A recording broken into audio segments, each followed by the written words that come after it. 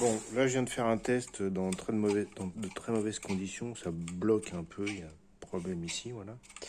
Donc vous notez que le rotor tourne comme ça, et enfin que le rotor externe tourne comme ça, et que le rotor interne tourne dans l'autre sens. Voilà.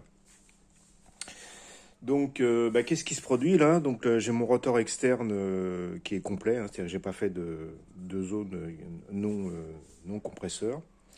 Donc en fait, le rotor externe est un rotor centrifuge qui prend l'air à l'intérieur et qui l'expulse à l'extérieur, donc qui crée un vide à l'intérieur, un vide pas complet bien sûr, qui crée, disons, une dépression.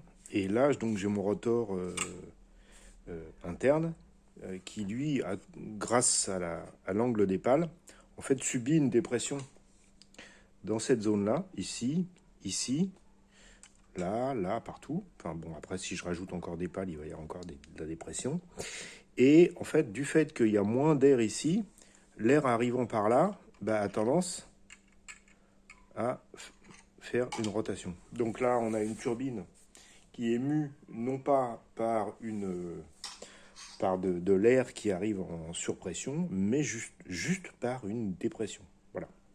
Donc pour l'instant, les valeurs de coupe sont extrêmement faibles, bien entendu. Bon, là, c'est pas dans les bonnes conditions, parce que là, il y a un trou, évidemment. Donc, l'air peut rentrer par là. Au lieu de, tu vois, au lieu d'être uniquement poussante ici, elle va rentrer par là.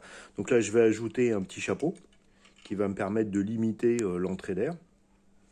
Et puis, je vais essayer d'enlever les blocages qu'il y a, parce que là, il y a une vis qui dépasse un peu. Donc, je vais arranger ça. Et puis, après, on va pouvoir faire des mesures un petit peu plus sérieuses. Le principe est là.